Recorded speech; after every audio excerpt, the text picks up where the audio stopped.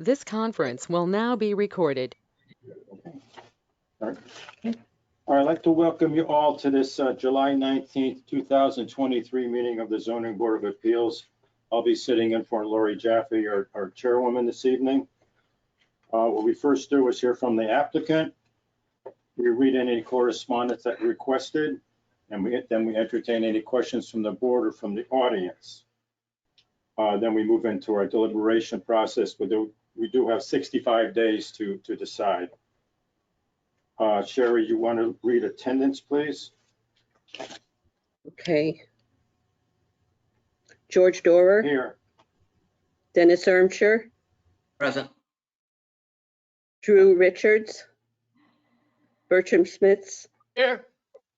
Lori Jaffe, Maureen Noonan, Tom Schultz,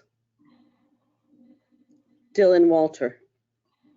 So we have three. So I'd like to appoint Dennis Ermshire as secretary this evening. Okay. We have enough people? We're working on it. We're just going through the motions here, hoping someone else shows up. You need 3 for a quorum to open the meeting. So Dennis, you have a copy of the minutes, or I'll entertain a motion to accept the minutes of the May 17, 2023 meeting. George, I think Bert would be better. I don't have the minutes with me. We just have to accept the minutes from that meeting. Okay, I mean, as far as being secretary. Okay.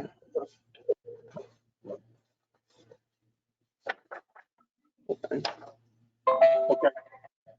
Again, I'll entertain a motion to accept the minutes of the May 17th, 2023 meeting. I'll make that motion to accept the minutes.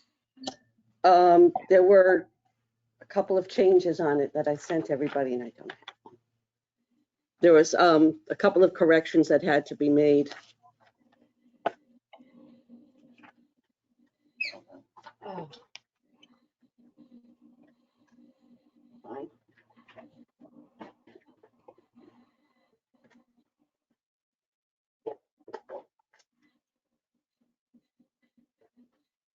You know what? Let's table it. All right, we're going to make some changes. We're going to table the minutes, the motion to accept. Or as my comments, I would like to entertain a motion of the receipt of the applicants this evening. I'll read them off. It's ZBA 23-353 Shore Road, Nathaniel Fleming applicant. B, ZBA 23-4 and a CAM 131B Shore Road, Thomas Stevens and Associates applicant. C, ZBA 23-5 Lobster Landing 142 Commerce Street, Derek Goss applicant. And D, ZBA 23-6 and a CAM Lobster Landing 142 Commerce Street, Derek Goss applicant. And in addition, E, ZBA 23-7 and 23-8 Lake Avenue, Joe Run applicant. And we're going to set that public hearing on August 16, 2023. I need a motion to accept the receipt of these applications. This is Bert. I'll move that we accept the applications as read off. And I'll second. Okay. All in favor, say aye. Aye. Opposed? None? Okay. You didn't have legal notice read into the record yet. Okay, who's going to read it? Dennis, you have a copy of the legal notice? No, I was saying Bert should probably do it. I don't have it. You have a copy, Bert? Uh, If not, I can read it in. Oh, Dylan just arrived. no, I don't. I'm You looking need here. for it. All right. How many comes before? Let me read the legal notice. Yeah. Okay, this is a legal notice of public hearing. The Town of Clinton Zoning Board of Appeals will hold a virtual public hearing on Wednesday, July 19, 2023 at 7 p.m. to consider the following. ZBA 23-3, 53 Shore Road, Nathaniel Fleming, applicant, Rosario Gacarella, owner, application for variance of section 26.11.14, maximum ground coverage for a detached garage, assessors map 79, block 72, lot 61, zone R15. Number two, CBA 23-4 Anacam application, 131B Shore Road, Thomas Stevens Associates, Inc. applicant, James and Emily Warner owners, application for variance of tidal wetland buffer, setback other than a front or rear setback, maximum ground coverage for a replacement residence, assessors map 86, block 72, lot 101, zone R15. CBA 23-5 and 23-6, Lobster Landing, 142 Commerce Street, Kirk Goss applicant, John Andrews owner, application for variance of section 17.3.4C, building over water and floodplain elevation and front setback, two requests, assessors map 46A, block 64, lot 82A, zone M. At said hearing, all the persons have the right to be heard and written communication received. The application and accompanying maps and correspondence are available for public inspection in the land use office of the town hall. Lori Jaffe, chairman, town of Clinton ZBA, and this was emailed to the Harbor News 2 times on Thursday, July 6th and Thursday, July 13th, 2023. Okay, so we have four. Right, so we can continue on for the applicants. Yes, Okay, if you want to explain that we have only 4 people present. well, I was gonna say that after we. Well, you said to do each one and tell them.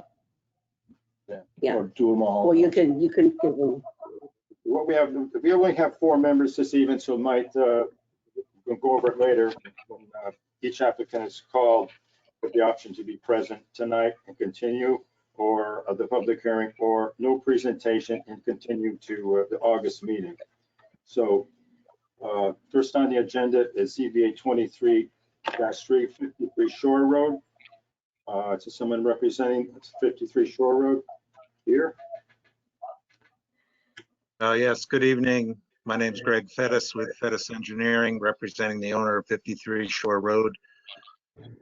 Just to clarify, I guess you only have 4 members tonight. Is that correct? And if that, 4 concurring votes. Right. I guess the question is if there's some,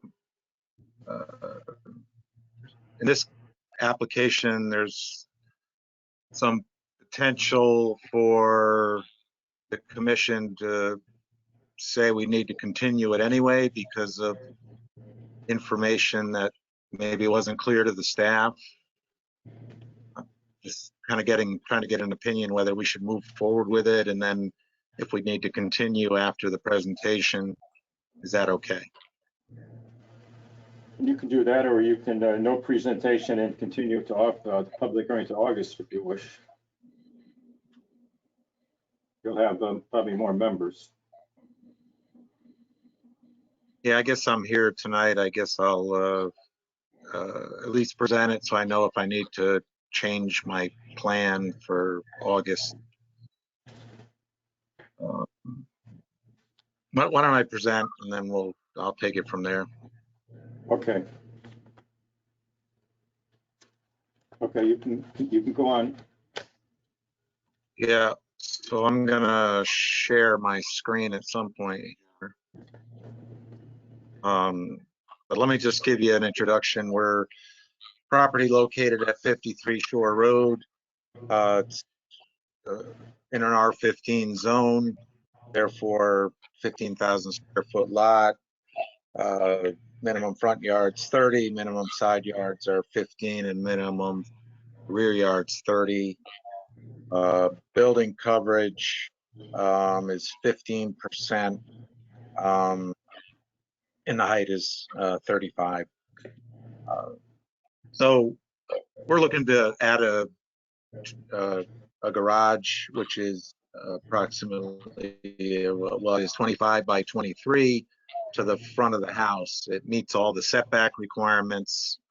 And the way we positioned ourselves is that actually garage is 538 square feet proposed, and we're removing about 10% of our coverage. So we're actually reducing the coverage from 42.2% to 32.2%. And we're doing that by removing impervious coverage. We're removing a impervious driveway. And actually the garage is over a portion of that. But we're also removing some concrete, and this is where it gets a little, not, I wouldn't say sketchy, but some of the concrete we're removing is down within the CAM area. We didn't apply for a CAM application. We were going to do that with the Planning and Zoning Commission if we got the variance approved. We didn't want to tie the two together because we had some other non-variance construction we were looking to do. So we didn't want to tie the two together in case, for whatever reason, we got denied. So we showed concrete being removed down by the pool area, and we showed a code compliant septic system down by the pool area, but we're not installing that. So really the only thing we're doing down there is removing some concrete in order to reduce our impervious or building coverage numbers. So let me bring up the plan so I can point out what I'm talking about specifically on the plan. And then one thing I think Abby mentioned to me, the planner, that maybe if the board so thought that they could approve it with a condition that we get our CAM regarding the concrete removal at the pool, or if that's even CAM applicable, we could get that as a condition, and then we obviously couldn't, the variance would be conditioned upon getting the CAM. But let me go through the plan on the screen, if I can share my screen, and then I'll talk about the hardship. Let's see. Craig, I made you the presenter. Yep. Okay, so if everyone can see the plan, No, we can't see it. site plan before you, Now we can see it. site portion of the, oh, you can't see it. We can see We it. see it. Oh. You still see it? Okay. Greg, your audio is coming in and out. Okay, good. We can see it. So this is 53 Shore Road. It's 22,651 square feet. There's an existing house, an existing garage. Yeah. Greg, you're going in and out. We can. I'll try to, how is that? We hear you now. Still in and out? Oh, keep going.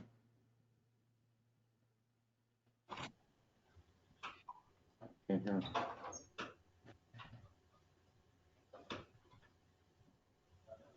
You can't hear me? No. I can hear you.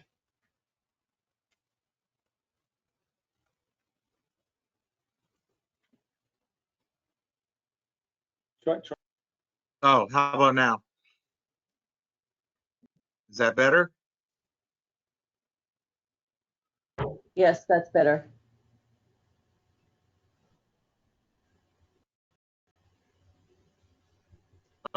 Okay, so everyone can hear me now? Okay, so this is the site on 53 Shore Road. Long Island Sound is to the, I guess it would be the southeast.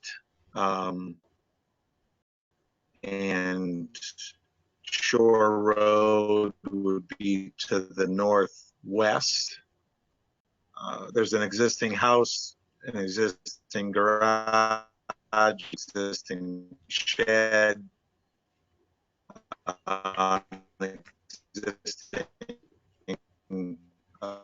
pool house down on the lower level. Greg, you're still not coming in These, very clear. concrete walls or retaining walls. There's a significant grade change from the house down to the pool level. So we looked at reducing the coverage even further by trying to eliminate some of the retaining walls and so forth.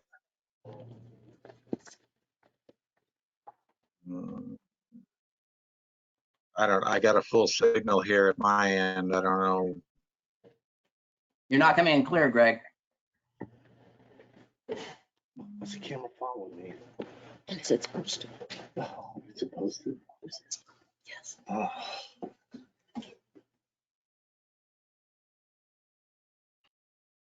Can't hear you at all.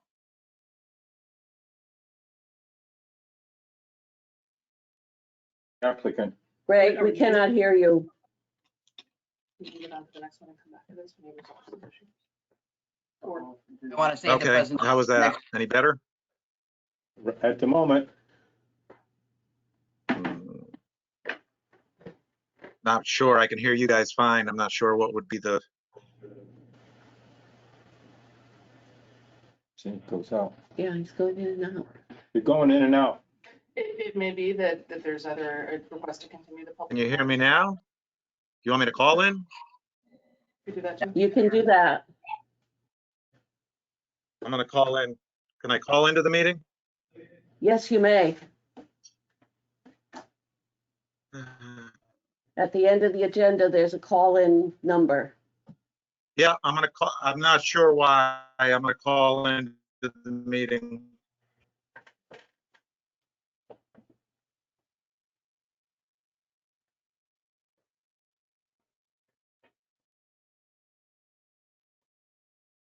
All right, give me a minute.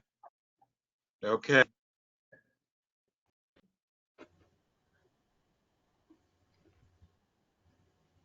Yeah, I'm looking for the agenda.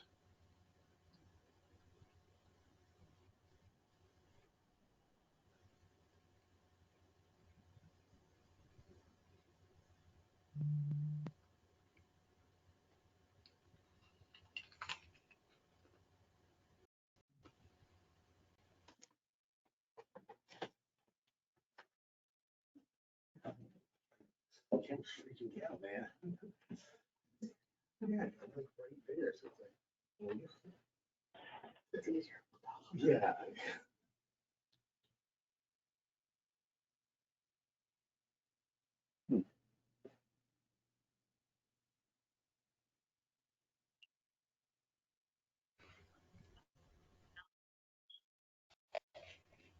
Okay.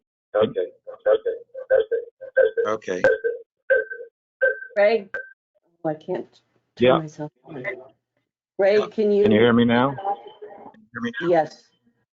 Greg, can you turn off the audio on your computer? Yep. Okay, now we're not getting any feedback. Is that good? Yes.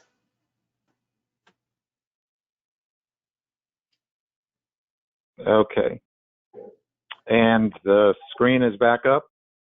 Yes, it is. Okay, so I'm just going to start over. It's Greg Fettis with Fettis Engineering, an office at 70 Essex Street in Mystic, Connecticut. Professional engineer licensed in the state of Connecticut. Here before you tonight representing the owners of 53 Shore Road.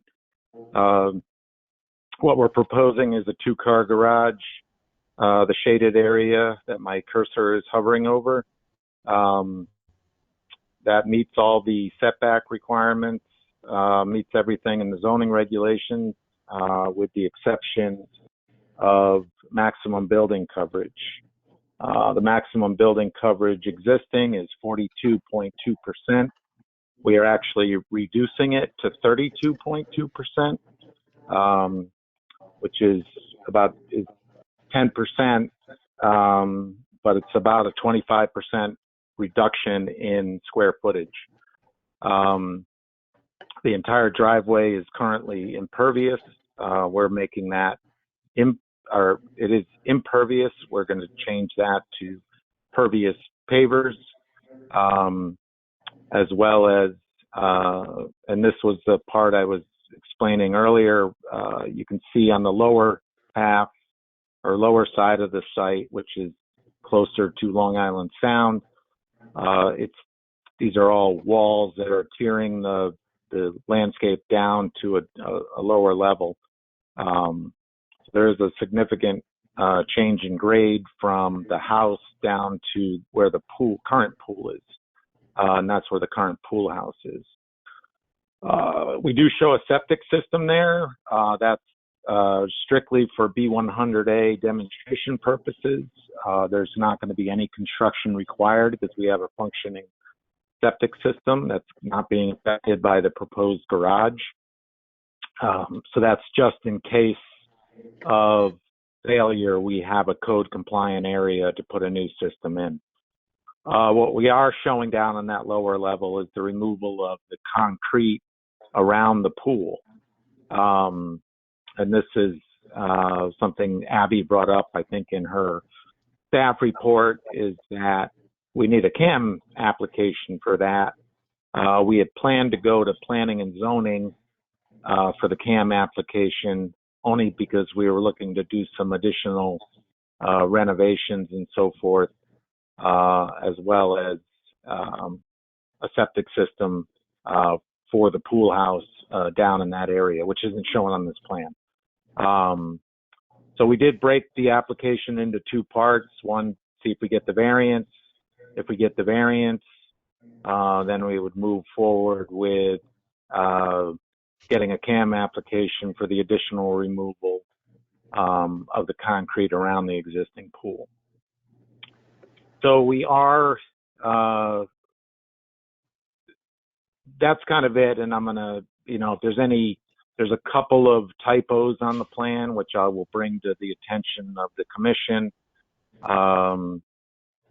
The size of the building, or the size of the lot is 23,580, which is correct in our coverage calculations. That's the 2,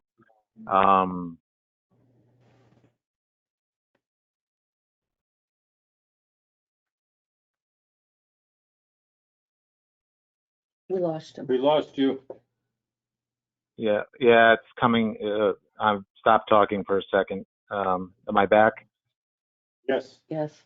You can hear me. So I'm just waiting for the screen to show these 2 coverage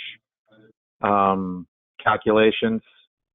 So the one on the left is the existing ground coverage per your regulations and the proposed ground coverage per your regulations. The numbers at the bottom are correct in both cases. So the existing is 42.2%. The proposed is 32.2%. There is, I think, one typo up on the plan view on both of them, but the numbers at the bottom are correct. And the site area is correct. We had taken originally the site area from the property card, and then when we got the survey from Art Barden, we used his number, which is the 23,580. So these numbers are correct. They do reflect removal of concrete down in the pool area, which brings us down to the 32.2%.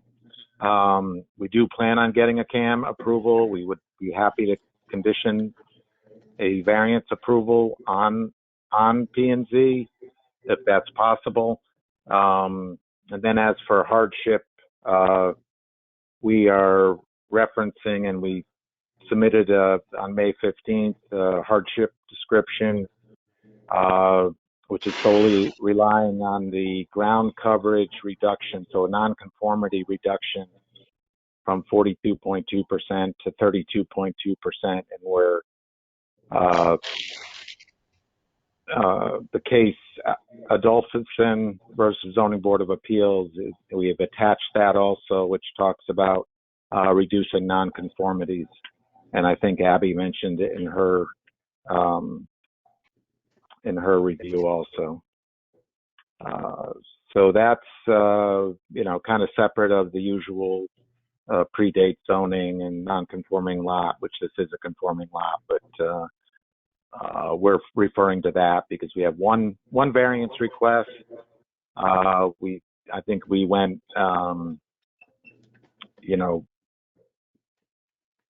pretty good reduction from 42.2% to 32.2%, which is over like 2,300 square feet of reduction, which is about a 25% reduction from the almost 10,000 square feet of impervious on the site. So if there's any questions, I'd be happy to answer it. If we don't feel comfortable with the P&Z, we could adjust that. If we don't feel comfortable making it a condition of CAM approval by P&Z, then we can talk about that and maybe push it to August. If there's any questions, I'm happy to answer them. On that part, does anyone have a problem with that? Pushing it to the CAM to the P&Z part of it? No. Anyone have a problem on the board? No? I'm okay here, Bert. So we can continue on, Greg, on that regard. Sir, do we have fire chief comments? No. We have no fire chief comments, Greg. Gonna need them, of course. I thought I saw them come through. We got the Fire marshal, maybe? fire marshal. Let me see. Hold on.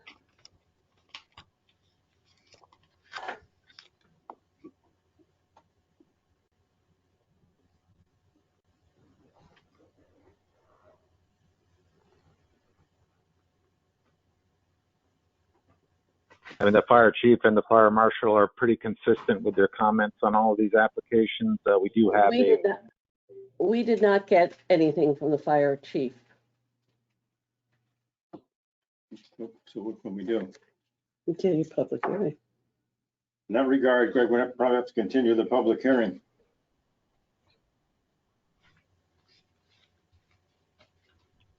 where was the fire, what were the fire marshal's comments? I don't have them. Hold on. You read that stuff into the record now, or? Yes, We can, yes. it was dated July 20. July 12, 2023, from Jeff Hesser. This is a residential property and I have no jurisdiction except for CO and smoke detection, which will be covered in the building permit and inspection process.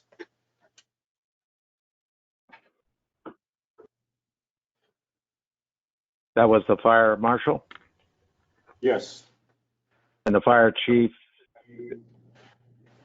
is typically the knockbox on the door, and We have not Yeah. received comments from him.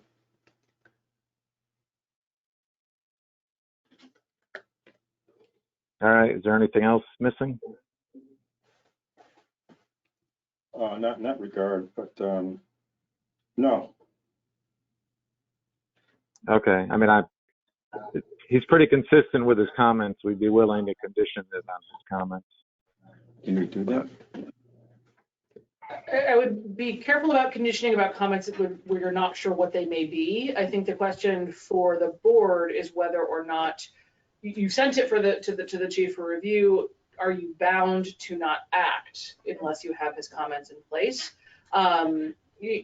Relative to life safety or other pieces, the other piece of this is we're talking a garage, and the variance request is for lot coverage. And so, again, that's something to think about, but. He has to come back next month anyways. It would depend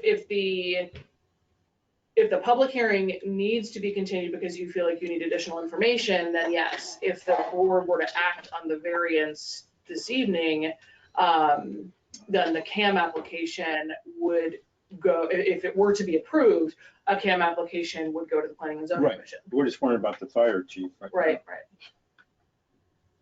Would the board like to consider this evening or postpone it so we can hear the fire chief's comments? Or can we continue on? We have a comment? I'd like to hear the fire chief's comments. Yeah, me too. Dylan? Okay. Yeah, So motion. probably have to continue it, Greg. Okay. Mm-hmm. You should ask if there's comments from the audience. Want me to go that far too? Okay. People might be here tonight. Okay. Is any comments from the audience regarding this application, for or against? I have to ask 3 times. Anyone for this application from the audience? I have to ask 3 times. Anyone for this application from the audience? Anyone for this application? Anyone against this application from the audience? Anyone against it? Last time, anyone against this application from the audience? No? Continue on. Any questions from the board?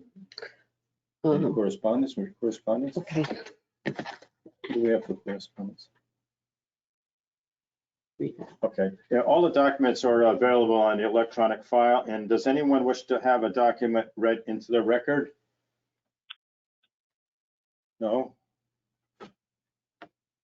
Okay, maybe, Motion to continue. I'll entertain a motion to continue ZBA 23-3 53 Shore Road to the, what's it, August 16th meeting? Yes. August 16th, entertain a motion to continue, August 16th. So moved. So moved by Dylan. Do I hear a second? I'll second it. And a second. All's in favor, say aye. Aye. Aye. Opposed? Approved. Okay, continued. Okay, thank you. Thank you. Okay, next on the agenda is ZBA 23-4 131B Shore Road And there's a CAM with that. and a CAM application with that. Is anyone here representing 131B Shore Road? Yeah, hi, Ed Casella is here. And your name, sir? Who is this? Ed Casella, can you hear me okay? Here you, Ed, yes. Great. Chuck Mandel's with me as well as John Parker, the architect, and the property owners, James and Emily Warner are here. Before we begin, I guess we should ask the question about the fire chief comments for our application based upon that discussion. Let me just check. Not sure they've been received. I know we did receive comments last year for the prior application. The fire marshal comment came in this afternoon, but No, chief. nothing from the fire chief yet.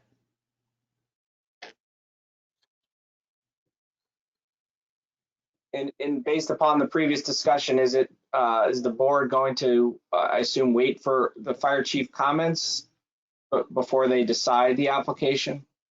Yes. Yes. Would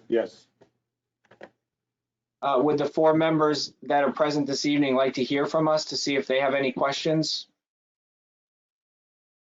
It's up to you. We'll hear from you, right? Yeah, I'll make a presentation. We'll, understanding it's going to be continued, we'll keep it brief, but obviously if there are any questions or concerns from the members who are present today, we'd like to hear them. Okay. All right, and Sherry, if you can you make me a presenter to be able to share screen? Yes, just give me a moment, please. Yep, take your time. So again, I'm Ed Casella representing James and Emily Warner, owners of 131B Shore Road. Stevens and Associates, Chuck Mandel were the applicant, and they are, Chuck's with us today.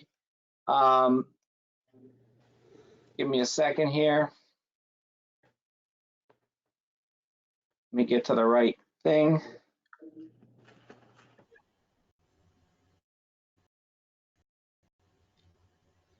Not easy.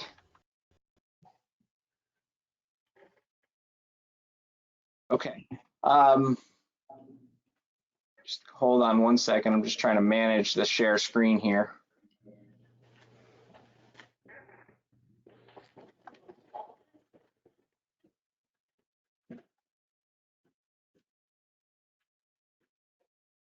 Sorry. That's visible, Ed, right there, if you want to read it. Yeah, I'll get to that in 1 second. I just want to, I need to have something else up on my screen that I have to move around. So give me a moment. Here we go. Okay, so again, we're asking, this is an application to ZBA, which is for the purpose of permission in the form of variances to tear down the existing cottage at 131B Shore Road and reconstruct a more compliant from both a zoning perspective and FEMA perspective house on the lot. There was an application that was heard by the board last year that was denied. And again, I know one of the comments in Abby's staff report was to kind of for us to highlight the differences, which we'll do and have done. But I also think it's important to just review with you what is currently on the property so that you can understand not only what changes have been made, but what we are starting with. So the site plan that Stevens and Associates put together, you can see the existing house is, and I'm not sure, can you see my cursor down near Long Island Sound now? Yes. Yes, man. It's on the beach area? Well, it was. Yeah, it was. Yeah. So just to orient you on the site plan, Shore Road is up on the north, Long Island Sound is down on the south part of the property. This is a condominium property, so there's 2 units. 131A is the building up near Shore Road. 131B, the existing building is highlighted in pink, and the proposed is highlighted in yellow, is the Warner's unit. And what they're asking to do is, again, to tear down the building that's highlighted in pink and reconstruct yellow. The building currently is non-conforming with respect to setbacks, 1.8 feet and 2.3 feet on the east side. It's non-conforming with respect to coverage, over 26%, 26.18%. And it's non-conforming with respect to tidal wetland setback, basically off the mean high tide. That the house currently is 43.8 feet from tidal wetlands. As I said and showed you before, Stevens and Associates put together a great sheet here that shows what was requested in the August 17th, 2022, and what is now being requested by the applicants. There's been one change to the site plan that was commented by your town engineer, but I think is an important change because it actually makes our application better. On the previous version, there was the CL&P pad for the electric meter was on the east side. That pad has been relocated. So before it was over in this corner within the side yard setback. The pad has been relocated on the main access stair here, and I'll show you the architectural elevations in a minute. But the end result is that the variance, setback variance we're now requesting is 5 feet. Previous it was 2.5, now it's 5 feet. So there's a full 5-foot setback located on the east boundary line. But again, comparing August 22 to current, previously we were requesting 2.5 feet on the east. Now we're requesting 5-foot setback, so that's an improvement. Coverage is going further down. In August 2022, coverage was 1,943 and is going down to 1,903 square feet. The resulting coverage is 22.1%. Gross floor area was substantial. It was 49% in August 2022. The current house complies with gross floor area, so there's no longer a gross floor area variance request. The GFA is down to 3,400 square feet, which is 39.8% under the 40% allowed. Tidal wetlands previously was 44.6 and is now 45.2. So these are the differences between the August application 2022 and the current application which you have before you. And you can see every variance that we're requesting, there have been improvements, with the substantial improvement of eliminating any request for gross floor area. So again, the proposal is to tear down the existing cottage. It's a 3-bedroom cottage with 3,100 square feet that was built in 1920, and to construct a new fully FEMA compliant building in much of the same location. We've been able to shift it a little bit to the west to make that side yard setback better. The property on which this sits, as I mentioned, is a condominium. So there are some important constraints that are imposed on the property. The largest one is there's a area in which each of the lot owners can build and use, called the limited common area. And that limited common area is depicted by the blue line that's on the site plan. And basically what that means is the Warners, in reconstructing their house, can't go any further west of this line here. Okay, you can see there's a little jog in it. And so what that results in is this current plan that John Parker, the architect, has designed. This house is only 17 feet wide.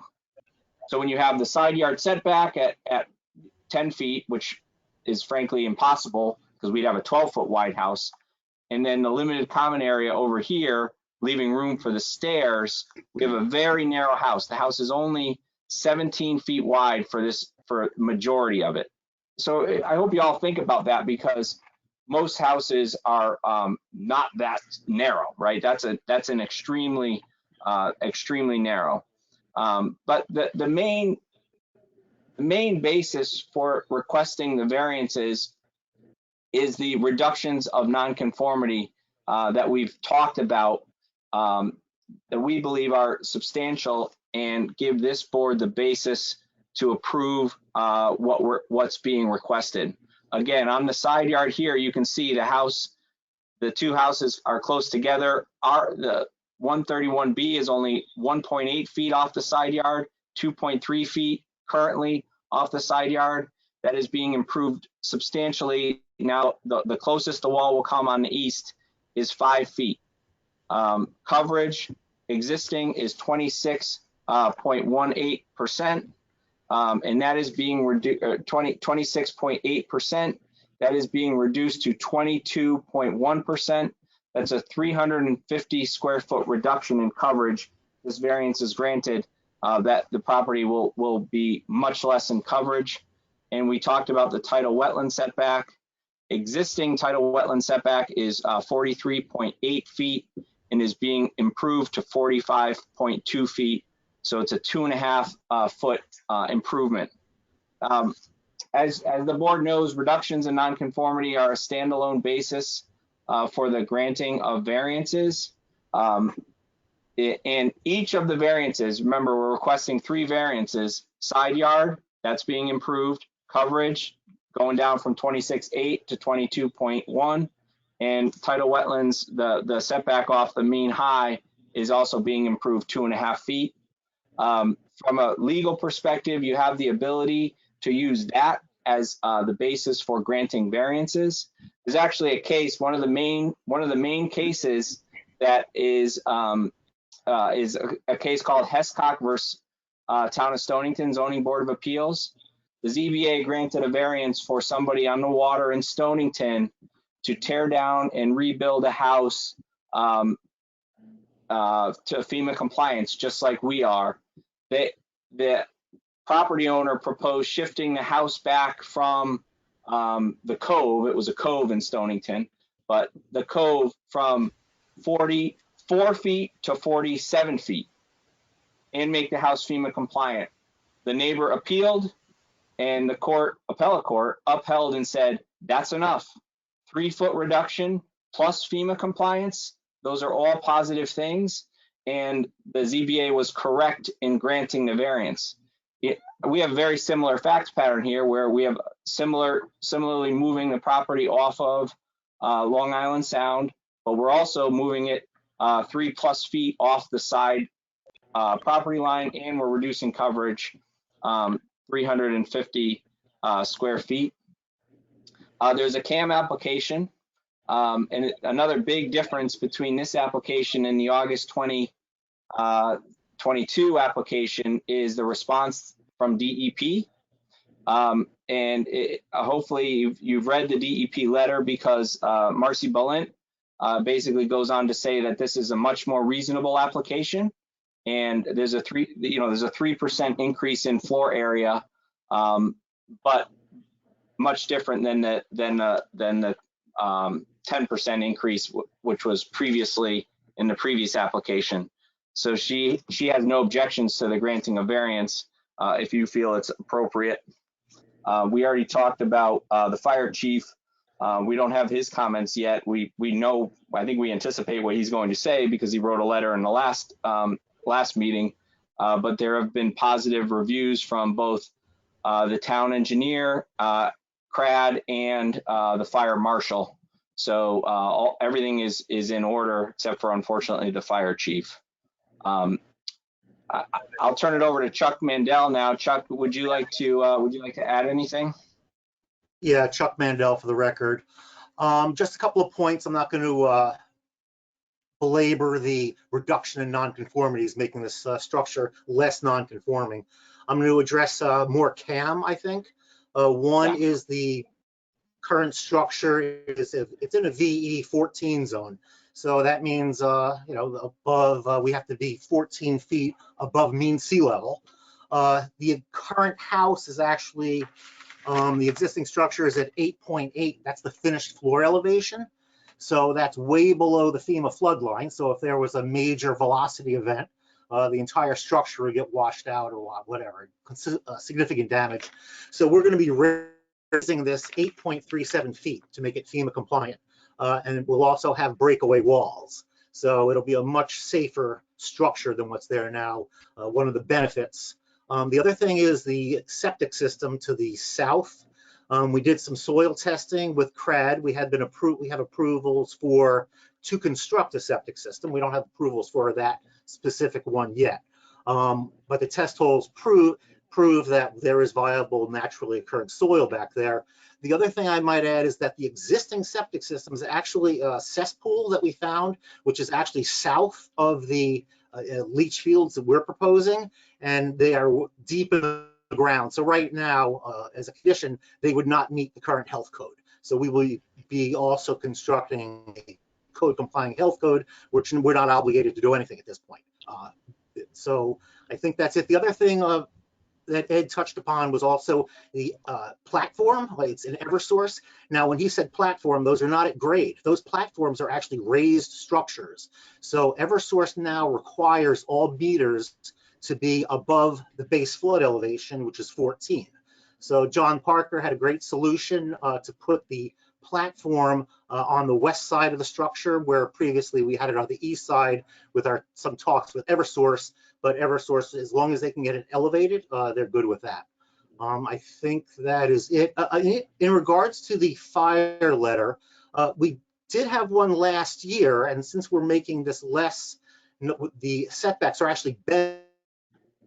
Can't we entertain that letter in the record? I don't believe much has changed. I think the comments have been fairly consistent on most applications, as the previous applicant alluded to. Mr. Fettis had said something about a Knox box being installed for easy access.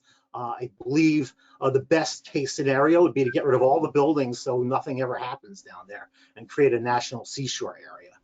That's ideal. But in light of that not happening, I would like to entertain the fact that the commission can read last year's letter into the record and maybe get an approval tonight. Thank you. How can we do that? John Parker, do you want to just review the architecturals?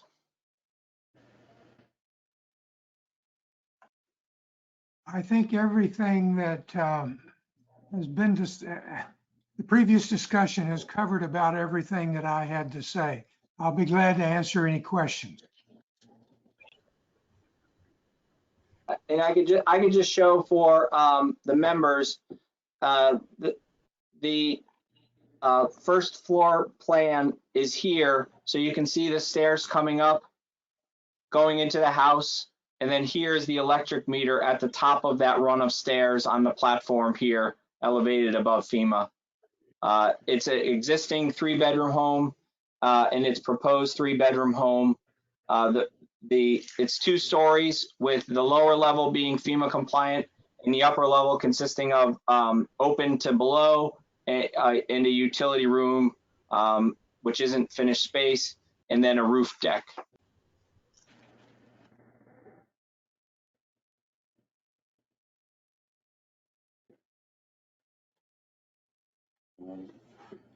What was that letter that he requested to be read in? I don't think we can do that from a previous. So the applicant's attorney could certainly read that, enter that letter into the record if they want to go ahead and submit it. They can do that.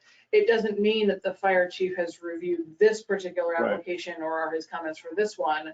The board, I think, would have to make a specific finding relative to the content of that and whether you believe it to be applicable. But I don't think that the board can assume or put words in the mouth of the fire chief. And you can read that in, but it's we still have to get the fire chief's updated one, Chuck, do you have it? Pardon me? Or do we just want to wait? Might as well wait.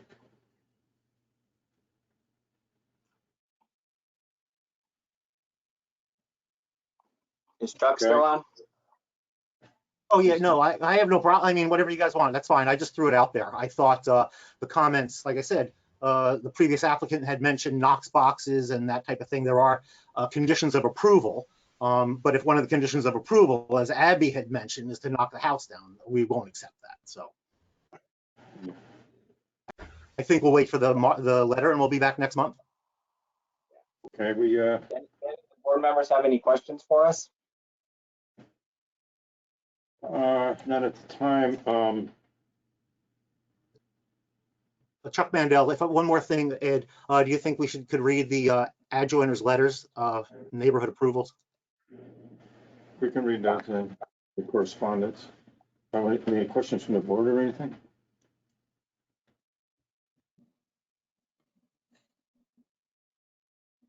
Do they? The board, anyone on the board have any questions for this application 23-4 131B Shore Road? Any questions for the applicant? Dennis here, not until next month. I'll listen to everything. Dylan? Yeah, I'll wait till next month. Bert? I'll wait until next month. Same here. Does anyone in the audience care to speak in favor of the application? We have to read those letters in now. Yeah, I'll find them, but I'll why have don't we to- why don't we read those first? what's that? Read those first. We're trying to find the letters. I'm trying to open my screen better. There's something new here we're doing. I'm trying to figure out how to stop sharing my screen too, so if anybody has a suggestion, oh, wait, I have them up if you want me to read them. Oh. Do you want me to read them? stop sharing. There it is. Good. Stop sharing. Okay, wait a minute. Here's That's the not first easy. one. Here's, nope, it's not coming up. I have them up right now. 'Cause Okay. I read them. So the first letter, let's see, regarding variance application 131B Shore, Clinton, Connecticut, from Caitlin and Brian Cooney. Dear Clinton Zoning Board of Appeals, in connection with the above caption matter, please be advised that we reside at and own 129B Shore Road, Clinton, Connecticut, and are neighboring property owners to the applicants, James and Emily Warner. We have met with James and Emily and reviewed their proposed variance application. We have no objection to their proposed project and believe that when the structure is completed, it will be in keeping with the neighborhood. We support the proposed application and ask that the Zoning Board of Appeals vote to approve the requested variances. Okay, letter number 2, same subject. Dear Clinton Zoning Board of Appeals, in connection with the above caption matter, please be advised that we reside and own 137A and 129C Shore Road in Clinton, Connecticut, and our neighboring property owners to the applicants, James and Emily Warner. We have met with James and Emily and reviewed their proposed variance application. We have no objection to their proposed project and believe that when the structure is completed, it will be in keeping with the neighborhood. We support the proposed application and ask the Zoning Board of Appeals vote to approve the requested variances. Very truly yours, Robin and Andy Punke. Yeah. I'm just looking to be able to read the names. Letter number 3, also in regard to Shore Road in Clinton. Dear Clinton Zoning Board of Appeals, in connection with the above caption matter, please be advised that we reside at and own 129A Shore Road in Clinton, Connecticut, and our neighboring property owners to the applicants, James and Emily Warner. We have met with James and Emily and have reviewed the proposed variance application. We have no objection to the proposed project and believe that when the structure is completed, it will be in keeping with the neighborhood. We support the proposed application and ask that the Zoning Board of Appeals vote to approve the requested variances. Very truly yours, and these are written in hand, they're handwritten. I can make up one first name of Donald. That we do have signatures on the letter, I just can't read the hand. Okay, very good. Thank you. All right, anyone else in the audience care to speak in favor of this application? Third time, anyone in the audience care to speak in favor of this application? Anyone in the audience care to speak against this application? Anyone in the audience not in favor of this application? Last time, anyone in the audience care to speak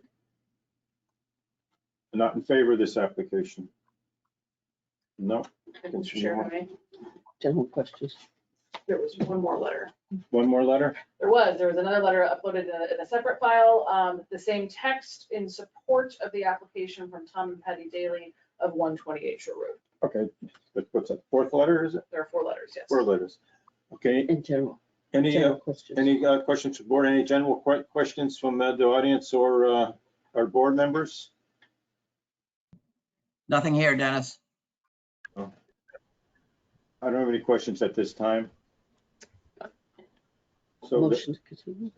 I'll entertain a motion to continue ZBA 23-4 in a CAM application for 131B Shore Road, To the This is August. Bert, I'll, August 16th meeting.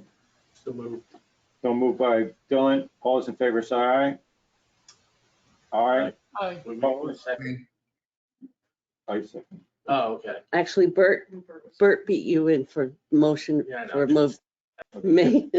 Bert moved to continue and Dylan seconded. So all those in favor to continue the August 16th meeting, say aye. Aye. Aye. Aye. None. Motion carried. Thank you all. See you next month. Thank you. Yes. Okay, next item on the agenda is 142 Commerce Street, Lobster Landing, 23-5. 23-5, and the CAM application of 23-6. Anyone here representing them? Good evening. My name's Rob Sonicson. I'm a registered professional engineer in the state of Connecticut. My office is at Waldo and Associates in Guilford, Connecticut.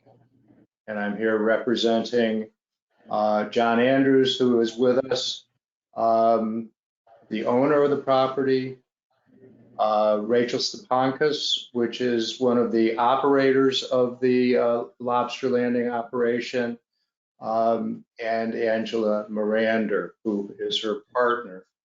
So we've got the entire crew here. What I'm going to do is go through a brief history of the site. I'll keep it short because I think that most everybody in Clinton, as well as a lot of other places, are familiar with Lobster Landing. I had the opportunity to go through the operation with Angela yesterday, and I learned a lot more about it. But and after that, I'm going to talk about the proposed scope of the project, the variances that we're requesting in our hardship argument, and then finally, consistency with the Connecticut Coastal Area Management Act and the Coastal Site Plan. And we'll be sharing our screen if we can. I'd like to put up the existing conditions plan just to give us a little bit of an orientation. It's the site survey. If they can make us a presenter. Could you make us a presenter? I just did. Okay, thanks very much. You're welcome.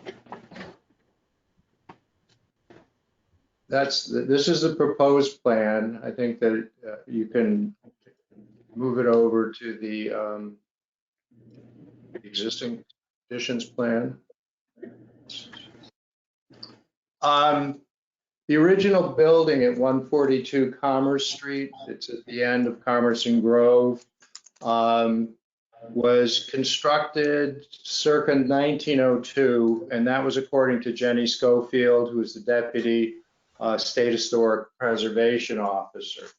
The Connecticut Office of Historic Preservation has a significant interest in this location, as well as the other properties along Commerce Street, because they're working very hard to get it designated as a historic district, which would be the third historic district in Clinton. The wood frame building is shown as the existing building on the site. It's supported by piles and it's built out over water. That was the original seafood shack on the site that has operated as a seafood market essentially continuously since it was originally constructed. What Ms. Schofield says in her letter dated March 20th, 2023, which is in the file, is that the Lobster Landing represents a quintessential coastal New England coastal building type. Seafood shacks are typically compact, wood-framed, vernacular buildings with simple wood sheathing sited at the edge of the waterfront to allow access from both the street and the docks and piers. And that's what we have at Lobster Landing. And the Historic Commission is excited about including it in the historic district. In the 20s and 30s, W.M. Petrie fish, clams, bait occupied the site for many years. In 1969, a permit for a bulkhead construction in the area indicated the owner was Thelma Fettig. In 1977, the property owner is listed in the land records as John and Mary Ann Andrews. And the Andrews had continued to own the property since that time in 1977. And it's continued to operate as a seafood market. In 1992, it was occupied by an operation called J&J Fish Market. Then in 1995, Ina Baca took over the operation of the fish market. And Baca moved in and sold fish and shellfish, primarily shellfish and lobster. In 2001, he got an idea that it would be a good idea to start selling hot dogs and sausage grinders to the people that were around the docks. And very soon after that, he started selling lobster rolls. And as they would say, that Lobster Landing has become an iconic, historic, and cultural fixture in the town of Clinton and along the shoreline here in Connecticut since then. The scope of services. In 2021, in April, we met with John Andrews at the site, and he asked us to take a look at the building and how it was supported on the piles that had been in place for years and years. In talking with Baca at that time, he said, you know, he tried patching it up over time, but it was very difficult to get under. And it just was, some of the piles were rotten and there were some serious deterioration. And we said that repair certainly was needed.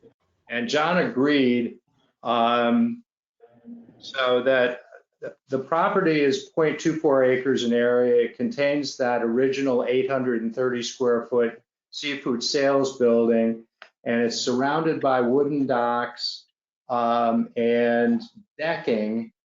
Some of the decking is used for dining, for the restaurant operation. The restaurant is really separate from the seafood sales building, and the restaurant is on the land side. It's on the left of this picture, where it shows an existing building, an enclosed wood deck, and a canopy covered area. That's really the restaurant operation in that portion of the site. But there is seating for the restaurant use, and there is water dependent recreational use and also commercial use of the floating docks that are associated with this whole operation. And that's something important as we go forward, because particularly from the coastal site plan application consideration, those water dependent uses are looked at as being very important. And I'll be talking about that in a little while, both from boats coming in and unloading the shellfish and bringing them into the market, as well as recreational boaters who can tie up to the floating dock and come up and go and use the restaurant and have a meal. So it is a critical water dependent use, and that's something that I want to stress throughout the presentation. The floor elevation of the seafood sales building is between 4.3 and 4.5 feet. National Geodetic Vertical Datum. We're using NAVD as sea level currently, and so that's how high it is above mean sea level. For example, for comparison purposes, the regulatory coastal jurisdiction elevation that the Connecticut DEEP uses in Clinton is 3.4 feet national North American vertical datum, and that elevation is the expected highest tide of an annual tidal cycle. So you can see that the floor of the building is not that much above the highest tide of an annual year. And those are still water elevations. By comparison, the 10-year tidal flood is 5.8 feet NAVD, and the 100-year still water tide is 9.1. And the FEMA 100-year regulatory flood elevation at the site, considering wave impacts, is 13 feet NAVD. Property owners seeking to raise the building 4 feet above the current elevation to reduce the exposure to coastal flooding. And as you can see from the numbers, raising it to approximately the floor to 8.5 feet will bring it up so that it is significantly above a 10-year flood and approaching the 100-year still water flood elevation. And that's also higher than the recorded flood elevations from both the 1938 hurricane and Hurricane Carol in 1934. So this 4-foot increase in elevation is going to really improve the flood hazard exposure to the property. And in general, everyone that we've talked to, including the people in the State Historic Preservation Office, feel like raising it 4 feet will not change the historic significance of the building, but raising it any more than that and certainly bringing it up to the 100-year flood elevation in the velocity zone at this location, which would be 10.5 feet above the ground, would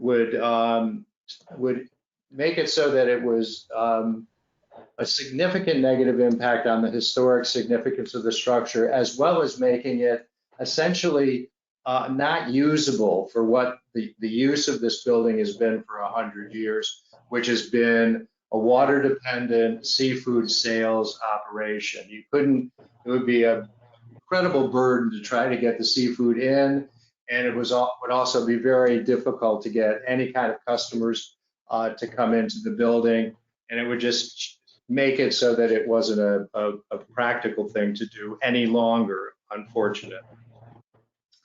The plan's going to include disconnecting the existing rectangular building from the decks that surround it.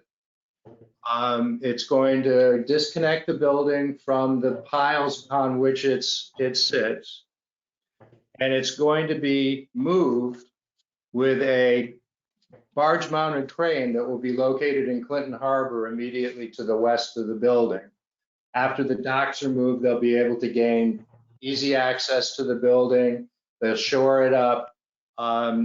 There's a company from New Hampshire has met with us and given a quote for doing the project. They do it all up and down the coast very successfully. The building will be raised and moved to a location in front of the restaurant building. So Dirk, why don't you change now to the proposed conditions? As you can see, the temporary location of the building is shown. There's going to have to be an agreement with the town of Clinton because that area at the end of Commerce Street is town property. But everyone that we've talked to feels that that is an arrangement that can be made. The project will take place after the restaurant and seafood shop are closed for the season in January. The facility is closed from January 1st until sometime in April, and the contractor believes that that's enough time to get the project completed. What will happen while the building is located remotely, repairs will be made to the building because it'll be easier to work on it when it's in that location, as well as a barge will come in and drive new piles to support the floor of the building at an elevation 4 feet higher than the top of the existing piles to raise it up and make it much more flood resistant.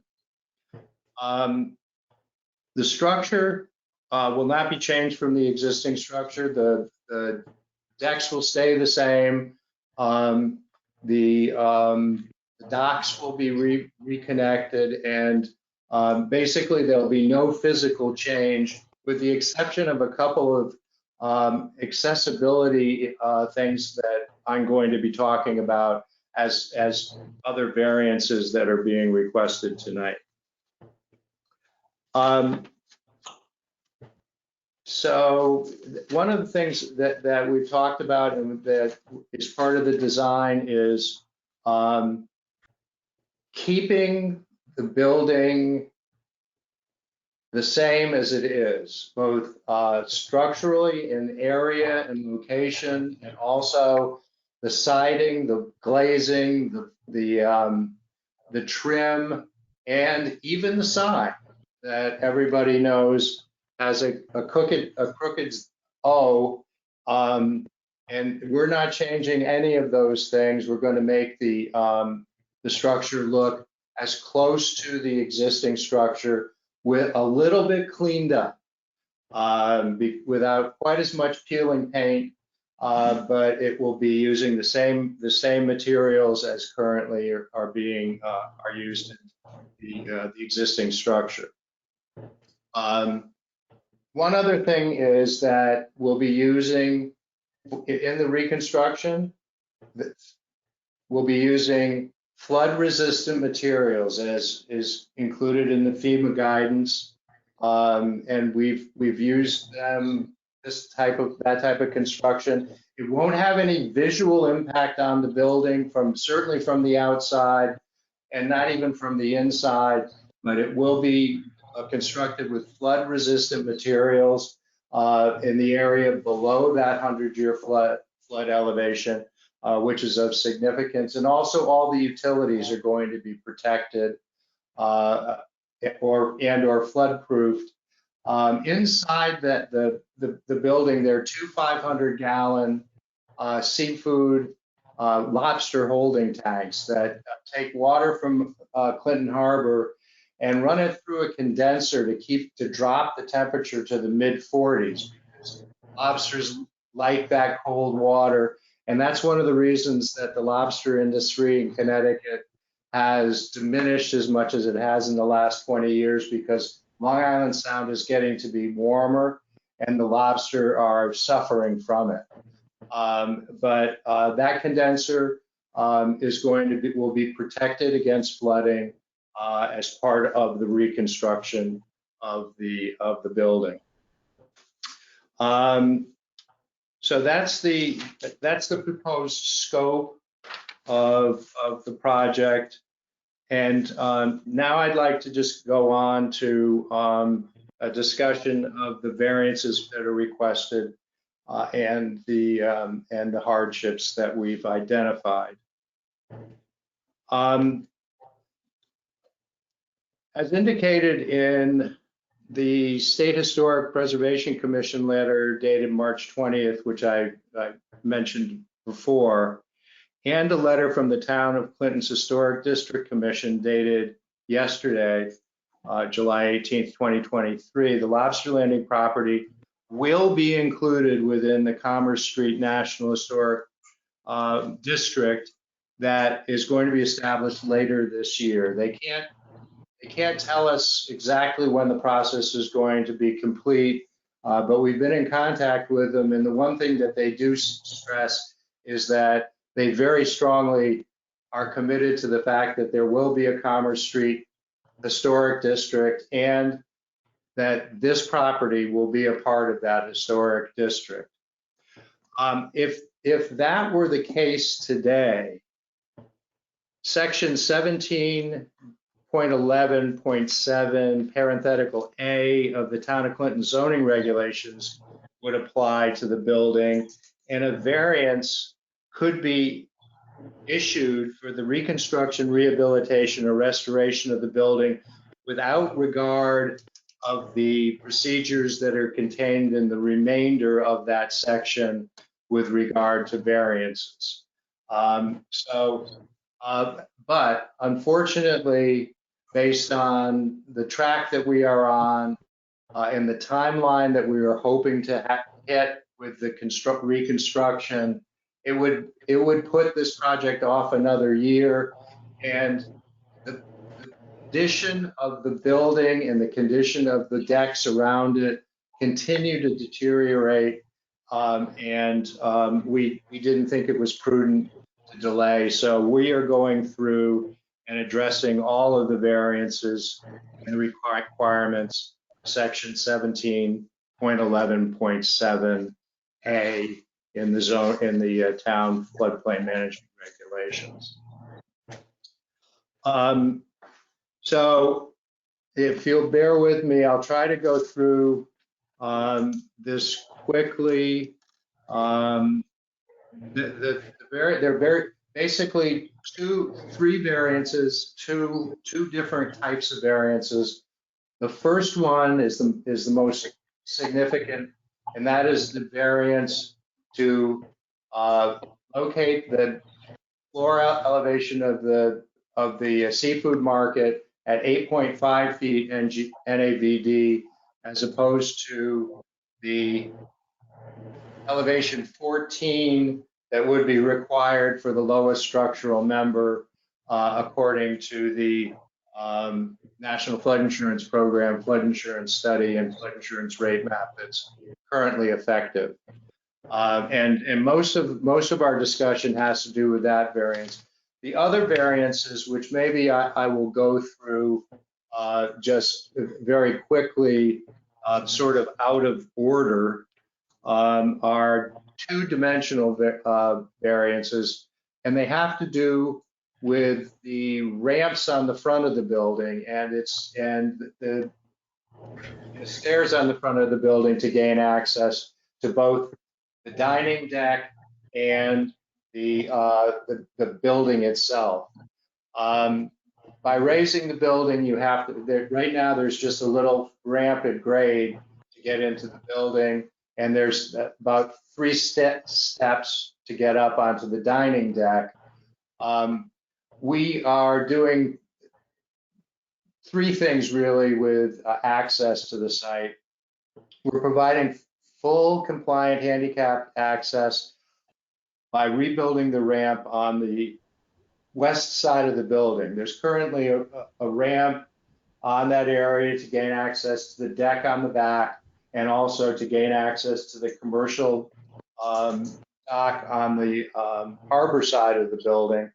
We're going to make that handicapped accessible with the proper slope and the proper width and the proper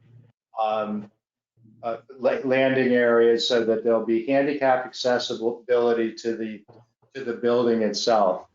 But we also have to put steps and landings at the main access of the door.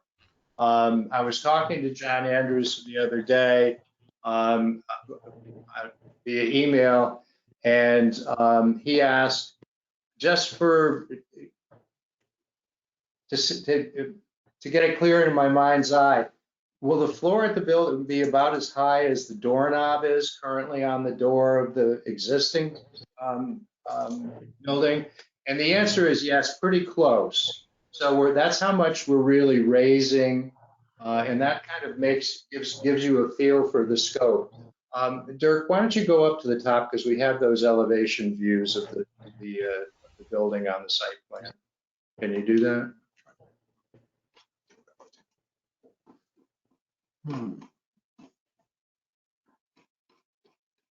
Sorry for the slow. Yeah, part of our covered up by goals. Well, then you should be able to slide over to the right, right? Yeah, there it is. Go up, up, up, up. Here it comes. Okay. Okay, this is what the existing conditions looks like on the left, and the proposed conditions on the right. And you can see that there's a ramp with stairs, and then the handicapped access ramp on the right-hand side. And you can kind of get a feeling, sort of just about how much that elevation increase is. And you can see how with those piers and raising the building the way we are going to, and keeping it consistent with its existing, that it will not be a dramatic change to the current building operation. But in order to be able to get into the building, we had to lengthen the ramp to the front door, and that is one of our variances that we're requesting. The ramp currently is 2.1 feet in the front yard setback for the front door, and we're going to make that 4.9 feet within the setback, and that's one of the variances we're asking for. The second one, we've decided to, while it's not handicapped accessible currently, we're going to provide handicapped accessibility to the dining deck, and we think that that's a real positive move. And that will also require, currently the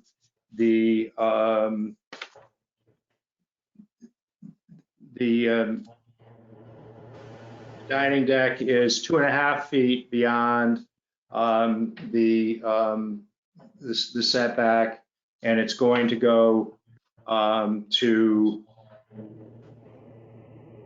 4.3 feet.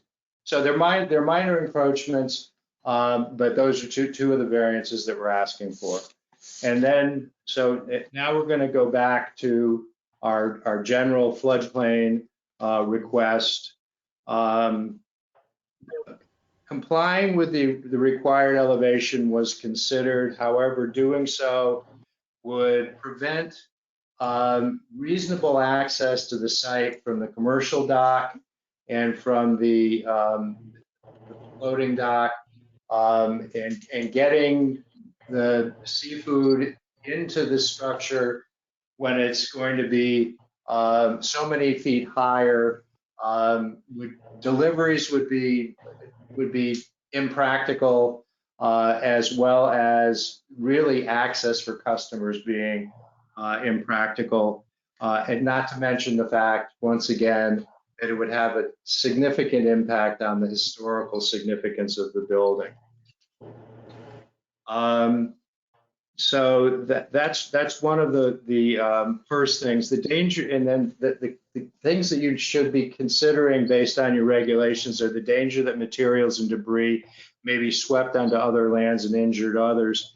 By repairing the structure and rebuilding the foundation and using flood-resistant materials, we're going to greatly reduce or eliminate the potential of a piece of the building flying off and causing anybody injury. And then there's the danger to life and property due to flooding and erosion damage. And we're going to truly improve the condition of the site, and we're going to eliminate much of the problem that they've had with repeated flooding in the past in this area. The susceptibility of the proposed facility to flood damage, we're going to be diminishing that significantly. The importance of the services provided of the proposed development on the community, and by keeping its transient deliveries from fishing boats going, there's a continuity in that aspect of it, and also the variance will allow the iconic historic features of the building to remain unchanged while raising the building to the extent practical. The necessity of the facility on the waterfront location, it's been here for 100 years. It's been used for seafood sales for that entire time. And what we're doing is not going to impair that ability to be able to continue that operation. And I think that I'm repeating myself, but by raising it to the 100-year flood elevation based on the FEMA requirements would essentially make the building unusable for most commercial uses, certainly the use that it's been used for 100 years. The availability of alternate locations. Once again, it's been here for 100 years, and it really needs the synergy between the docks that are part of the operation and the building itself. And I think if you go up and down the coastline, you'll see that there are many structures that are located and constructed in a similar fashion to this one. The compatibility of the proposed development with existing and anticipated development. There's really no potential on this site for further development. The site is either the restaurant on the land side, the seafood sales, the decks around it, and the rest of the property is the parking lot or dining area. The safety of access to the property at times of flooding. There's nothing to alter the property existing access at times of flooding. The end of Commerce and Grove Street does flood periodically, and that part won't change. Lobster Landing is used to dealing with the ponding of water in front of their restaurant, and they'll continue to cope with it. This improvement will be a real improvement to the seafood sales and the iconic old building that makes this site so much of an attraction commercially and historically. Then the conditions of variances. Variances should not be used in any designated floodway. There's no floodway here. That's a non-issue. Variances shall only be issued upon determination that variance is the minimum necessary, considering the flood hazard to afford relief.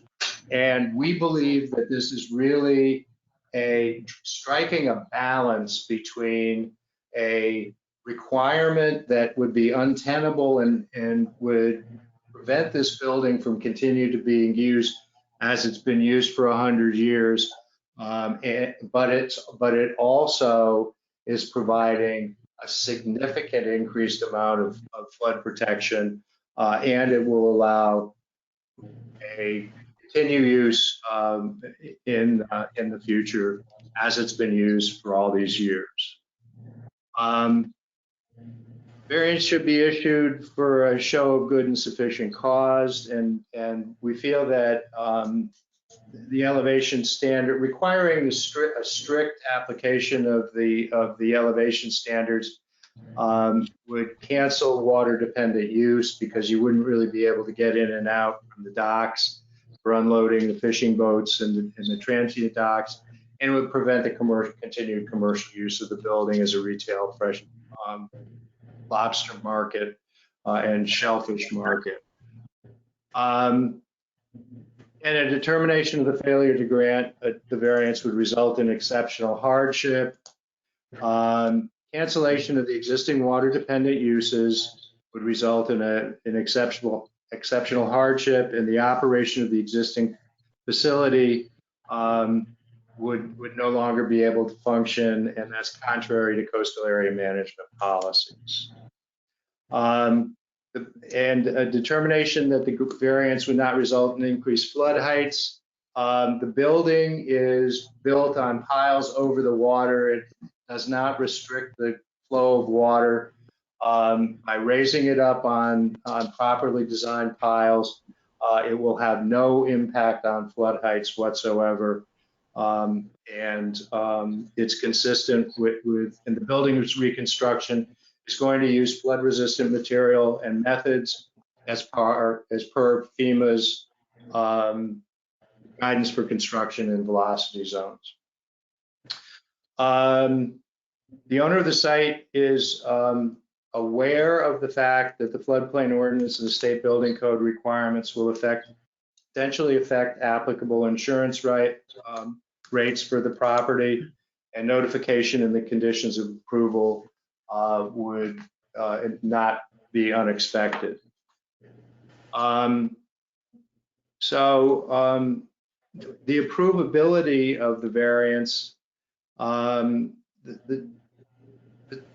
there's a question about other properties in the area and how are they all built in accordance with the FEMA regulations, and the subject property is surrounded by lots, several of which, particularly the commercial facilities across the street, are constructed below the base flood level. So we're not doing something that's inconsistent with other compliance. We feel that the proposed site includes a minimum practical variance to address the conditions.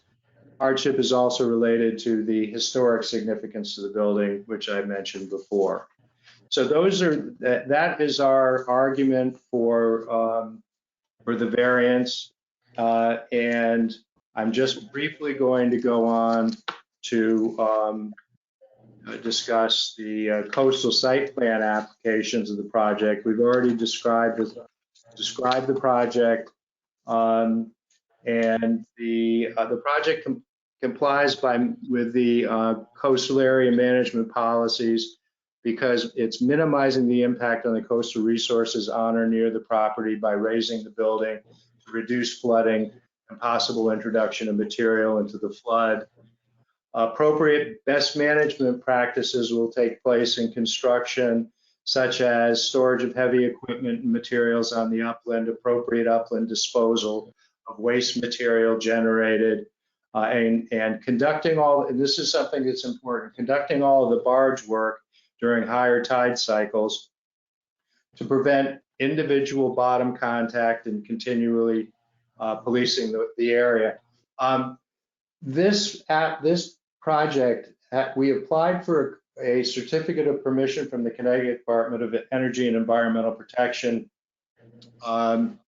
in February of 2022. And we met with the DEP on the site, and they suggested that going this process by coming to your zoning board of appeals to discuss the flood variance and any other variances that we were requesting, as well as going through the process of coastal area management review, would be appropriate, and we will be reapplying to them subsequent to hopefully a positive response by your agency.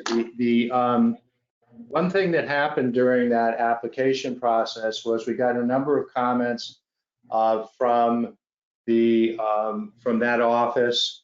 Marcy Balint sent a letter which referred to part of the fact that she realized that we had gone through a certificate of permission application and withdrawal at their request.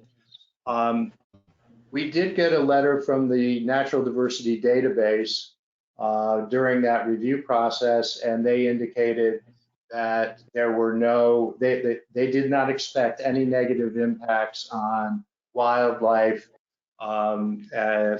related to this particular project. And that letter was dated September 10th, 2021. So the consistency with the coastal area management policies, the potential impact on coastal flooding and erosion patterns, we just talked about that. It's going to be raised on piles and will have no negative impact. There's a manner that they want you to use non-structural sedimentation and erosion control, and there will be no permanent erosion control structures constructed. Coastal flood and erosion control structures are something that are discouraged by the Coastal Area Management Program, and we are not going to be employing any of those. And we talk about, we are using best management construction practices that are consistent with coastal policy. And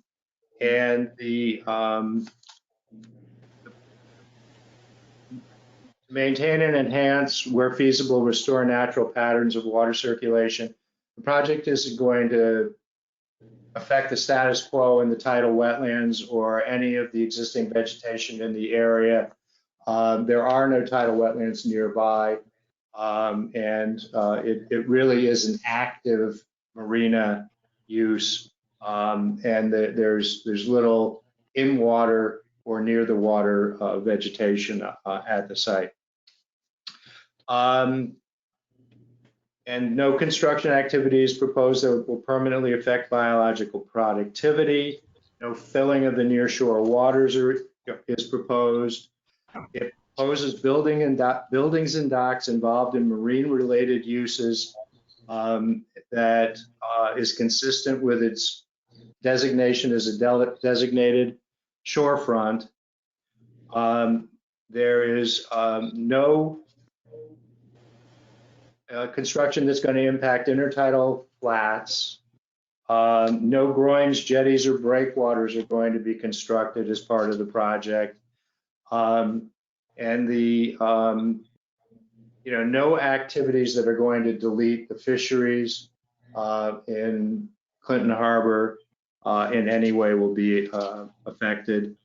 And there will be no tidal wetlands nearby, and there will be no impact on tidal wetlands. And the proposed project does not, therefore, introduce any material into the tidal wetland. And that's the summary of our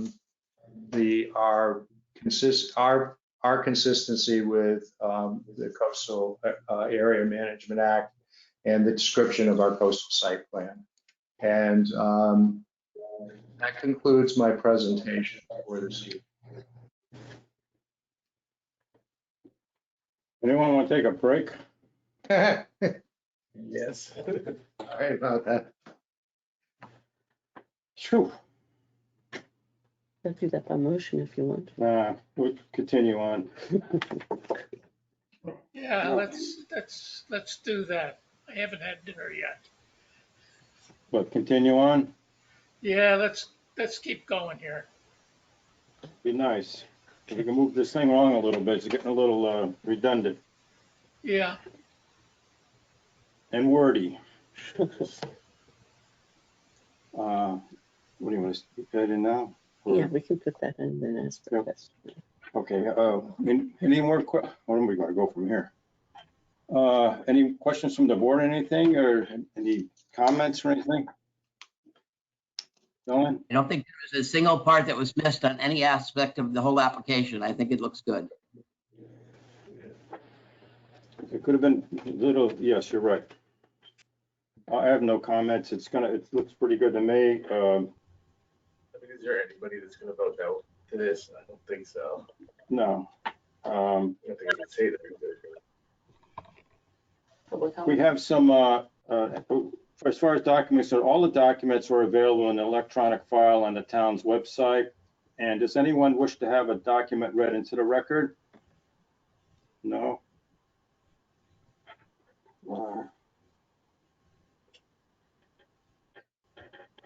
Again, go ahead. Does someone want to say something? We just turned off our screen. We can leave it up if you want, but. Okay. That's all right. Testimony. Okay, is anyone in the audience care to speak in favor of this application? 3 times. Yes, Anyone in the audience? Yes, sir. I'm sorry. I'm in a fog. I'm just trying to wake up. Okay, I'm Donna Stepankis. This is my husband Skip. Rachel is our daughter, and we 100% support it. We work there also, and we totally support the way that they're talking about doing it. Okay, that was Donna. Would you spell your last name? Steponkus. And that was Donna and Charles. Charles. Colby Skip. Okay, Skip. Thank you. Yes. Can you hear me? Yes. Can you? Jeez. Yes, we can hear you. Can you hear me? Yes.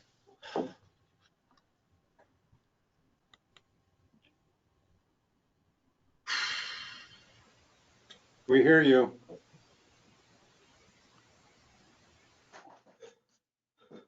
I don't think we can, George. For me. Does anyone else in the audience care to speak in favor of this application? Yes, this is Chris Burke from 58 Commerce Street, right up the street with my wife Ann. And we visit Lobster Landing all the time, and we think it's a good proposal. Peggy Adler. Can you hear me? Yes. Can you hear me? Yes, Okay. Peggy. I wrote a letter which I took to my Historic District Commission meeting last night. And every single member of the Historic District Commission signed on to the letter.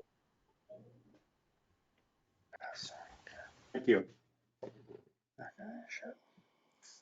Did I ask 3 times? That's weird. Any others in favor? One more time for in favor. Again, is anyone in the audience care to speak in favor of this application? Anyone else? I'm in Oh, favor. I just wanted to know that that I wrote that one Historic District Commission signed on to could be read into the record. She wants it read in the record. I have it up. I have it right here. Okay. It's dated July 18th. Can the letter read? That's what we're trying to do. Well, I wanted to know if the letter could be read in the record. Yes, we're doing it right now. Yes, Peggy, if you can't hear us, we're reading it now. Okay. Thank you. Town of Clinton Historic District Commission, July 18, 2023. Thank you. Enough. The town of Clinton is currently in the final stages of the creation of its 3rd National Register district, namely Commerce Street, all the way down to Lobster Landing. The piers at 142 Commerce Street, also known as Lobster Landing, need to be replaced. FEMA requires that new piers be 13 feet rather than the 4 feet currently planned. 13-foot piers would forever change the physical appearance and hence the historic significance of Lobster Landing. It is our understanding that buildings on the National Register are protected against certain federal regulations, including this one. This address will be on the United States Department of Interior's National Register by the end of the year. Thus, we respectfully request the ZBA grant the certificate of variance currently under consideration. Clinton Historic District Commission, Peggy Adler, Chairman, Terry Clark, J.R. Clinton, Rich Gear, Mark Giancana, Barbara Fisk Gibson, Dennis Parker, and Maureen Wellman. Anyone else care to speak in favor of this application? Angela and I are in favor. We're in favor. I'm sorry. Who's that? The applicants. Rachel Sabakis. Rachel? I think we're in favor. Anyone else in favor? You heard I'd like to say Angela, something, right? John Andrews, Yes, sir. can you hear me? Yes. Yeah, so my parents bought that place in 1972, or my father and my grandfather, with my uncle's insurance money. That he died in Vietnam. He's memorialized in front of the town hall, right there at that, right in front of the town hall or whatever. And the thing is, we've had it for a long time. And the thing is, like, I just want to make it historically appropriate. We're not going to do anything that's it's going to look exactly the same. So I just want you guys to know that, I mean, the thing is, like, after 100 years, whatever, pilings and cross members and all that stuff underneath that building have rotted away. And the thing is, like, I want to keep that place for future generations, another 100 years.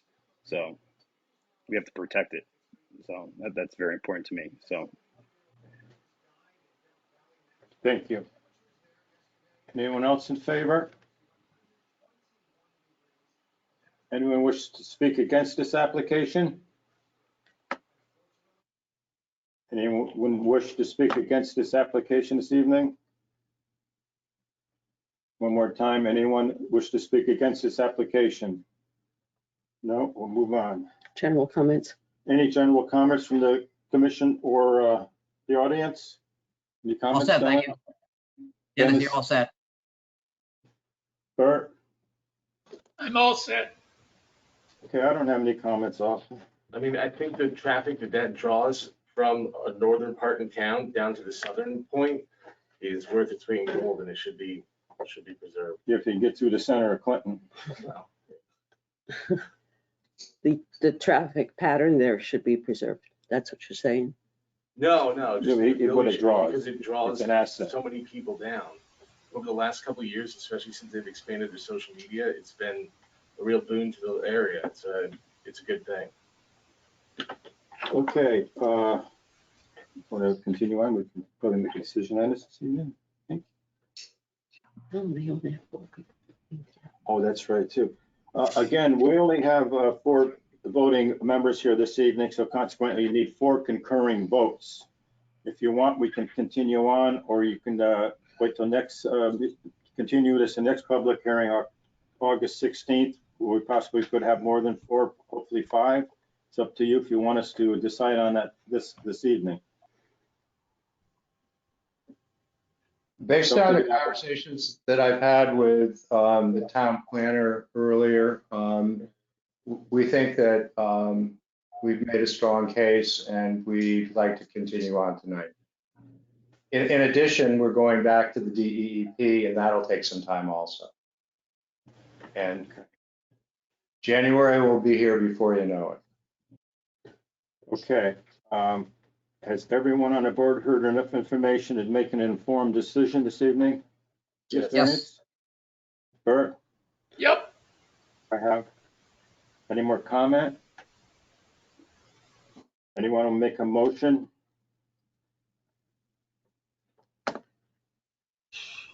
This is Bert. I'll move that we accept ZBA 23-5 Lobster Landing, 142 Commerce Street, Dick Gross, applicant, John Andrews, owner, applicant for certificate of variance of sections 17.3.4 C, building over water, 17.9.1.2, floodplain elevation, 12.6 front setback to requests, and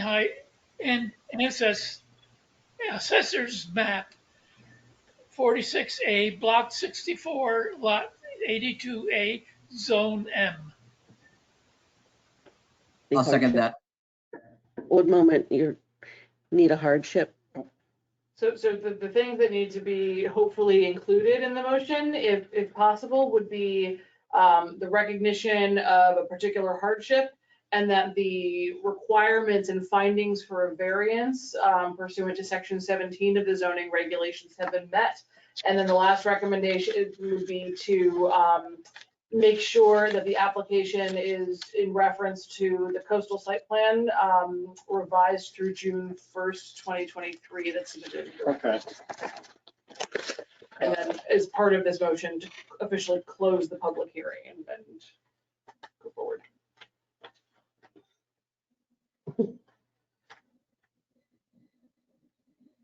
I got some, I can make basically hardship here. Okay. Where are we going here now? This is the staff report. Okay. What do you want me to read? That was just if you need to. Okay. I need to, well, part of the hardship is that first it's an historic, going to be in an historic district possibly, and it's got historic significance. Raising it to 14 feet elevation's too high off land, of course. It would make it unusable for dining, for any commercial use. It's going to make a significant in its visual appearance also. They're not going to be changing. No structural exterior changes, basically. No change in appearance and matching materials. The they are going to use what they call it, Tiling. flood-resistant materials. The utilities are going to be flood-proof. Slow down a little bit. Pardon me? Just wait a minute. Flood resistant materials. Yeah.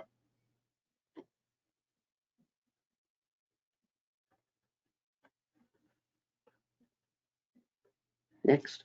And it's the handicap access utilities to be above the floor, would be flood proof.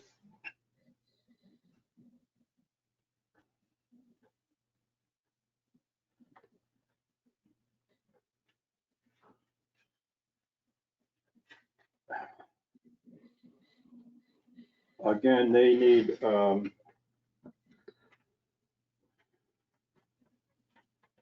a certificate of permission, a COP application needed. If the base flood elevation variance is granted, they still have to get that COP. And with that, the other details are needed with the COP for that certificate. Do you think that covers it?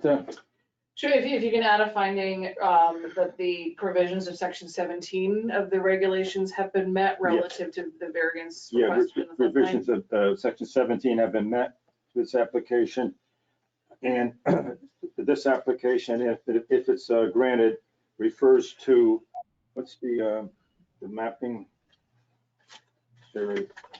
Coastal Site Plan 142 Commerce Street, Clinton, Connecticut, prepared by Waldo and Associates LLC, revised through June 1st, 2023. June 1st, 2023 refers to that. Okay.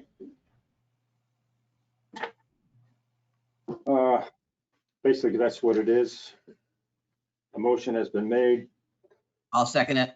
No, Any motion- conditions? Well, the condition has to be with that, the certificate of permission from DEEP. Guess they're going to be applying for that. I have no other conditions to put on it. The only recommended condition was relative, it was just coming back to the town for any approvals necessary to use the public way in order to go forward with the construction. And the applicant has expressed previously that they were willing and able and willing to do that. The COP is the review of the state review of the COP will be dependent on the variance being granted. Right. So there's not necessary to have a COP condition necessarily, No, because it's right. the next step.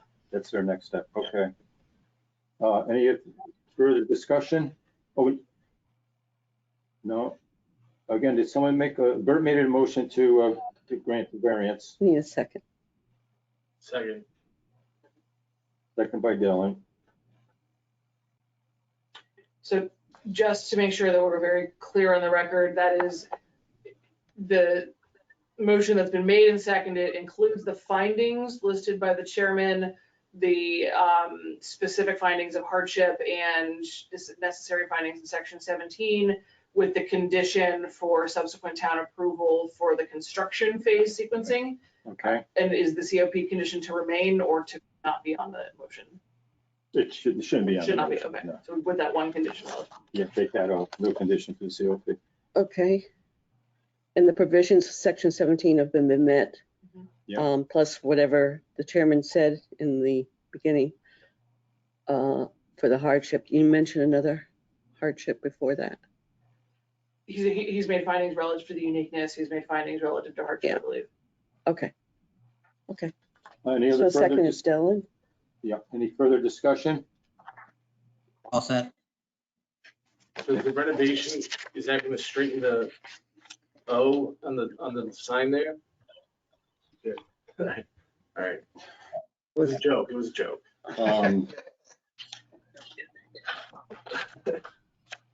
Okay. The motion's been made to grant the variance and a second. All in favor, say aye. You want to do a roll call? Aye. Roll call. Okay. Okay. George Dorer, Yes. To grant. Dylan Walter, Yes. Dennis Ermshire, Yes. Who am I forgetting? Bert. Bert Schmitz? Yes.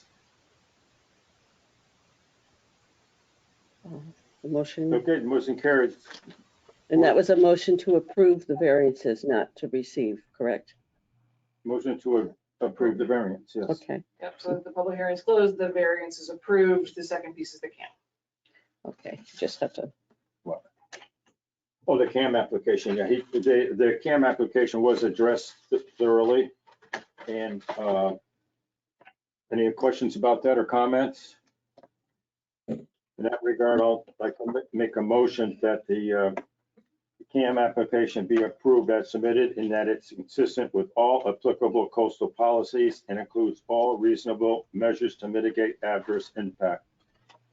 Motion Seconded. to- and does that condition that you used on the variance, No.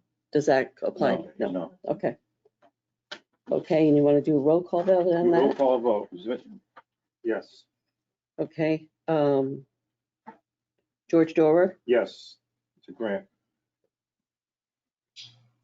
Dylan Walter, Yes. Dennis Ermshire, Yes. and Bert Schmitz. Yes. Motion carries 4-0. Motion carried. CAM application approved. Thank you.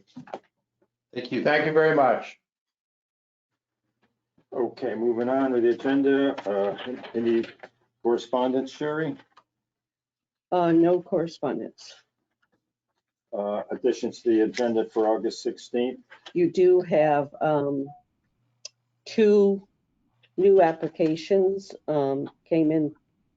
They were received this evening. And that's it at this time. There is one application that is not complete. Is 23 Blake one of them? 23 blank is, That's one of them. That's what Yeah. we always said. yes, they are. Okay, and anything else? Any other? I'll entertain a motion. 1 Yes. minute. Oh, just as a reminder to the rest of the board that this is our last virtual meeting. The subsequent meetings will be in person. So we'll have information out for everybody on that. As to what we're meeting in for August. I'll entertain a motion to adjourn. Second. Right, somebody's make a motion. Oh, so moved. Second, Dylan moved to adjourn. I second. All in favor, say aye. Aye. Opposed? Aye. None. Good people.